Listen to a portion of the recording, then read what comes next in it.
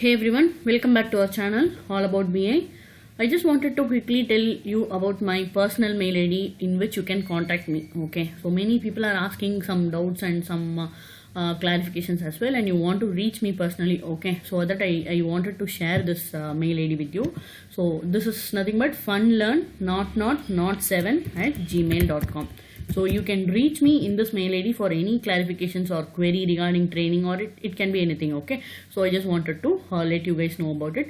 Thanks for the support you have been providing me so far, and I would request you to continue the same. Alright, so what we are going to learn in today's session is we'll in real time, right? We'll have lots of files to handle. Okay, and we will normally want to merge the data present in many files to a single file. Okay, many people have been asking and commenting about this in my channel, so I thought I would spend some time to discuss about it in Azure Data Factory. Okay, alright, so assume you have set of CSV files. You want to merge the data present in all these files to a single CSV file.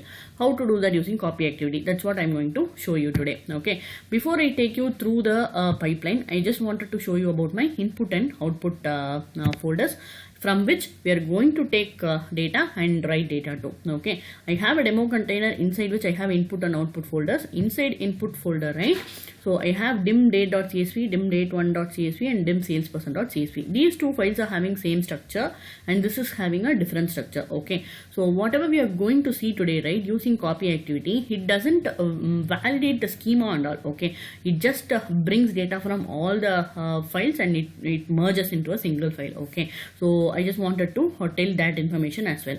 Okay, so for now I'm just deleting this file so that we can have some good run. Okay, so we have two set of files, dim.date and dim.date1. Both are having same structure but different numbers of data. Okay, one file is having around 3 records, another file is having 5 records. Okay, there are 5 records here, and if you click on dim.date1, it will have around 3 records. So we are going to merge these files to a single file with 8 records. Okay, so that's what we are going to do today.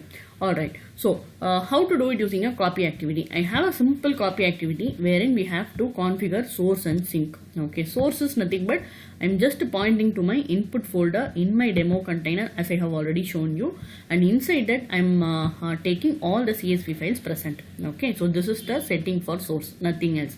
And then sync, coming to sync, right, there is a beautiful behavior, beautiful property called merge files property. Okay, under this copy behavior option you have various options available. In that normally we'll be choosing none. If you choose this merge file, right, it is going to merge the data present in all the files that the source brings. Okay, so after doing this, right, we'll have to tell a file name in which all the merged data has to be written. So for that, what we have to do is in the data set just mention the file name here.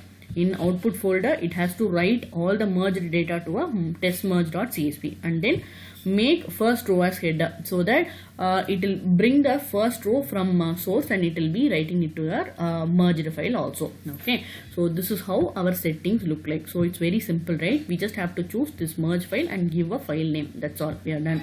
Okay, I'll just run this and see how it's working. Okay, pipeline has executed in 6 seconds. So I'm just going to refresh my ADL so that we can verify the records. Okay, I'm clicking on testmerge.csv, click on edit. So see here, there are 8 records, 3 records from one file, 5 records from the other file, and the first remains the header.